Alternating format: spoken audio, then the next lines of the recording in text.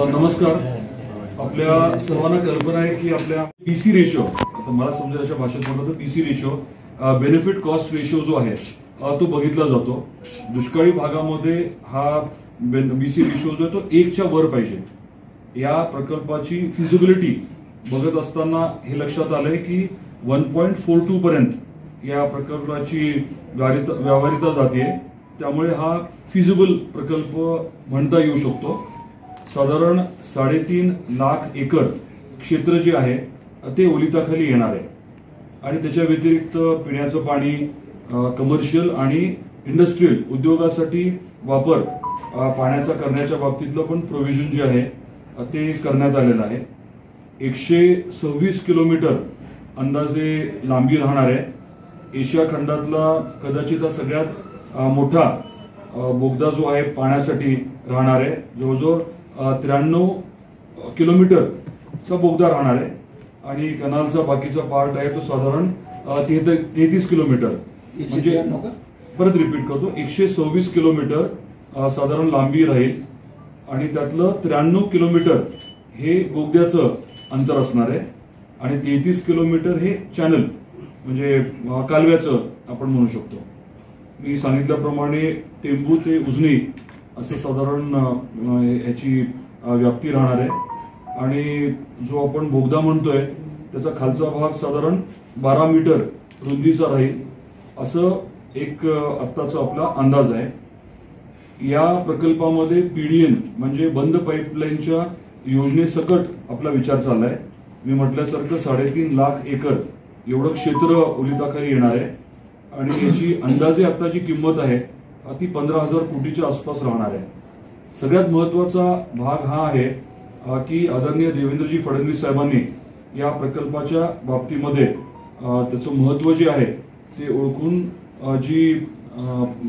त्यांनी जे ज्या पद्धतीने याला सहकार्य केलं त्यामुळे आपल्याला एवढ्या ताकदीने पुढे जाता येते. आदरणीय जलसंपदा मंत्री विखे पाटील साहेबांनी देखील या विषयामध्ये आपल्याला खूप मोलाची मदत केलेली आहे. मे पासून जवळजवळ दर महिन्याला अशा 4 बैठका आपण या बाबतीत घेतलेल्या आहेत आणि गेल्या आठवड्यात आपल्याला कल्पना असेल की पुण्यात MKVDCच्या ऑफिसमध्ये देखील बैठक झाली. त्यामुळे एक अतिशय महत्वाचा टप्पा म्हणजे फिजिबिलिटीचा हा आता पूर्ण आपण करतोय. याच्यानंतर पुढच्या आठवड्यामध्ये आदरणीय विखे पाटील साहेबांच्या अध्यक्षतेखाली या बाबतीतली बैठक होईल आणि एकदा याला त्यांच्या लेवलला मान्यता मिळाल्यानंतर मग आदरणीय मुख्यमंत्री महोदय आणि कॅबिनेटच्या अनुषंगाने अप्रुव्हल होतील. त्याच्यानंतर पुढची प्रक्रिया होईल. तर आज आपल्या माध्यमातून महत्वाचं मला हे सांगायचं होतं की फिजिबिलिटी हा प्रकल्प होण्यासारखा आहे का, त्याच्यातला बेनिफिट कॉस्ट रेशो त्याच्यात हे बसतं का, ही आपल्याला सर्वांना जी चिंता होती की हा प्रकल्प खरंच आपल्याला योग्य फायनान्शियली वायबल होऊ शकतो का, तर त्या बाबतीतली आता आपली चिंता मिटलेली आहे आणि गणेश चतुर्थीच्या पूर्वसंध्येला हा महत्वाचा विषय मार्गी लागतोय. याला देखील एक वेगळं महत्व आहे. आपल्या सर्वांसाठीच अतिशय महत्वाच्या या प्रकल्पाला जे सहकार्य महायुती सरकार करत आहे, आदरणीय देवेंद्रजी फडणवीस साहेब करत आहेत, आदरणीय एकनाथरावजी शिंदे साहेब, आदरणीय अजितदादा पवार साहेब आणि आपले जलसंपदा मंत्री राधाकृष्ण विखे पाटील साहेब करतायत, त्याबद्दल धाराशिवकरांच्या वतीने मी आवर्जून आभार देखील व्यक्त करतो. आपले काही प्रश्न असतील तर कृपया विचारा. या प्रकल्पाचं नेमकं नाव काय म्हणजे टेंबू ते उजनी? ते नाव नाहीये. हे जे आहे ते कृष्णा पूर नियंत्रण प्रकल्प आहे. या कृष्णा खोरे म्हणा तुम्ही, कृष्णा पूर नियंत्रण प्रकल्प हे त्याचं प्राथमिक नाव आहे. सबसिक्वेंट नामकरण होईल. आपला हेतू काय आहे, एकीकडे पुराचं पाणी जे आहे ते तिथनं बाजूला करून पुरामुळे होणारी हानी जी आहे ती कमी करायची आणि दुसरीकडे दुष्काळी भागामध्ये, मग ते मराठवाड्यातला भाग असेल किंवा पश्चिम महाराष्ट्रातला, दुष्काळ निवारणासाठी या पाण्याचा वापर करायचा आहे. त्यामुळे दोन्ही आपल्याला म्हणता येईल. फ्लड मिटिगेशनही म्हणता येईल आणि ड्राऊटच्या अनुषंगाने ड्राऊट मिटिगेशनही म्हणता येईल. आपल्या जिल्ह्यासाठी किती पाणी येईल ते ठरेल. जिल्ह्यासाठी किती हे किंवा मराठवाड्यासाठी किती हे पुढच्या टप्प्यात ठरेल. परंतु आपलं 16.66 TMC पाणी जे आपल्या हक्काचं येणं बाकी आहे त्याच्यापेक्षा जास्त पाणी आपल्या मराठवाड्याला नक्की मिळेल. बोगद्यात काही प्रमाणात लिफ्ट असेल पण मेजरली बोगदा. पुराचं पाणी वाहून जाणार जे आहे हो, म्हणजे ही योजना फक्त पावसाळ्यातच चालणार 90 दिवस चालणार आहे. आताचं जे प्लॅनिंग आहे ते असं आहे की पाऊस काळ जेव्हा जास्त आहे त्या 90 दिवसामध्ये हे पाणी जे आहे ते बोगद्याच्या वाटे इकडे आणायचं उजनीमध्ये, आणि उजनीत आलं की लगेच पुढे उजनीत जास्त वेळ ठेवायचं नाही आपल्याला. उजनीतनं पुढे ज्या भागामध्ये न्यायचंय, जसं आता आपण रामदऱ्याला पाणी आणतोय आणि रामदऱ्यातनं मग पुढे अगदी उमरग्यापर्यंत पाणी जाणार आहे. वेगवेगळ्या साठवण तलावामध्ये ते साठवलं जाणार आहे. यासाठी आतापर्यंत काही प्रशासकीय मान्यता वगैरे देण्यात आलेली आहे? हे जे फिजिबिलिटी रिपोर्ट आहे, आपल्याला आदरणीय मुख्यमंत्री महोदयाने हा प्रकल्प अतिशय महत्वाचा आहे सांगून हे ट्रॅक्टबेल नावाच्या कंपनीला आपण हे काम दिलं होतं.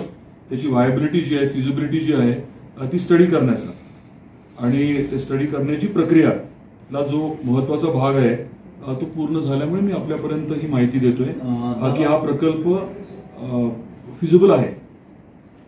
मराठवाड्यामध्ये मागच्या वेळेस उजनीच्या संदर्भातून जे पाणी आणलं आपल्या 21 टीमची वगैरे, तर ते बीड आणि उस्मानाबादसाठी होतं. तर आता हे फक्त हे 2 जिल्ह्यासाठी असेल की आणि इतर जिल्ह्यात समावेश असणार त्यामध्ये? या बाबतीमध्ये अंतिम निर्णय नंतर होतील, पण मूलतः हे पाणी जे आहे ते कृष्णा खोऱ्याचं आहे. उद्या पिण्याच्या पाण्याच्या अनुषंगाने गोदावरी खोऱ्यामध्ये सुद्धा हे पाणी देता येऊ शकतं, पण हे निर्णय जे आहेत ते नियमांच्या अधीन राहून शासनाच्या माध्यमातून घेतले जातील. पाणीवाढीमध्ये सूत्र काही लागू होणार आहे का आपल्याला त्यासाठी? म्हणजे किती पाणी आपल्याला मिळू शकतं किमान, म्हणजे किमान किती टीएमसी पाणी मिळू शकेल, किंवा आपला किती पाणी हक्क आहे याचं ते म्हणू शकतो का आपण? नाही, मला प्रश्न नाही कळला. 50 टीएमसी पाणी जे येणार आहे त्यातला काही भाग पश्चिम महाराष्ट्रासाठी वापरला जाईल आणि मेजर भाग जो आहे तो आपल्या मराठवाड्यासाठी राहील. त्याच्याबद्दलचं निकष आज सांगणं कठीण आहे, परंतु त्याच्याबद्दलचा निर्णय जो आहे तो नियम जे आहेत त्याचं पालन करत राज्य सरकार घेईल. आपलं 16.66 टीएमसी पेक्षा जास्त पाणी या माध्यमातून मिळेल असा मला विश्वास आहे. प्रकल्पाचा अंदाजित खर्च काय आहे? आत्ताच्या आपल्या जो काही अंदाज आपल्या समोर व्यक्त केलाय ते साधारण 15,000 कोटीच्या आसपास आहे, बंद पाईपलाईनच्या सकट. वर्ल्ड बँक किती मदत करणार आहे? मदत नसते, वर्ल्ड बँक आहे ते कर्ज देत असते. आपल्याला कर्ज जे आहे ते वेगवेगळ्या माध्यमातून मिळू शकतं. ह्याच्यातले टप्पे काय आहेत? आता फिजिबिलिटी झाली, फिजिबिलिटी नंतर हे सरकारच्या स्तरावरती याला आपल्याला मान्यता घेऊन मग ह्याचा आपल्याला प्रोजेक्ट रिपोर्ट करावा लागेल. प्रोजेक्ट रिपोर्ट हे सगळं फास्ट करता येईल कारण बरंचसं काम आपलं झालेलं आहे. प्रोजेक्ट रिपोर्ट झाल्यानंतर मग बाकीच्या गोष्टी होतील, त्याचे एस्टिमेट्स होतील, मग त्याला अप्रुव्हल मिळेल. आणि हे करत असताना पैसे कसे रेज करायचे, मग वर्ल्ड बँक आहे, एडीबी आहे, इतर वित्तीय संस्था आहेत, त्यांची नक्की आपल्याला मदत घेता येईल. आणि हे पुराचं म्हणजे एकीकडे आपण फ्लड मिटिगेशन करतोय आणि दुसरीकडे ड्राऊट मिटिगेशन करतोय. त्यामुळे दोन्ही विषय असे आहेत की ज्याला सहसा वर्ल्ड बँक किंवा एडीबी किंवा तत्सम संस्था ज्या आहेत त्या नक्की मदत करतील अशा प्रकारचाच हा प्रकल्प आहे. आणि त्यामुळेच आदरणीय देवेंद्रजींनी या विषयामध्ये खूप लक्ष घातलेलं आहे. दुर्लवाद आहे म्हणजे पाणी कर्नाटकमध्ये जाणार हे KWDT 1 मी ह्याच्या आधी एकदा आपल्याला ते एक्सप्लेन केलं होतं की KWDT 1 आणि 2 जो आहे त्याच्यातला KWDT जो लवाद क्रमांक 1 आहे त्याच्यामध्ये आपल्याला जे साधारण 599 टीएमसी जे पाणी आपल्याला उपलब्ध आहे त्यातलं साधारण 520-530 टीएमसी पाणी हे आपण वापरतोय किंवा वापरू शकतोय. उरलेलं जे पाणी आहे त्याच्या वापराच्या अनुषंगाने हा प्रकल्प जो आहे तो सोयीस्कर राहील.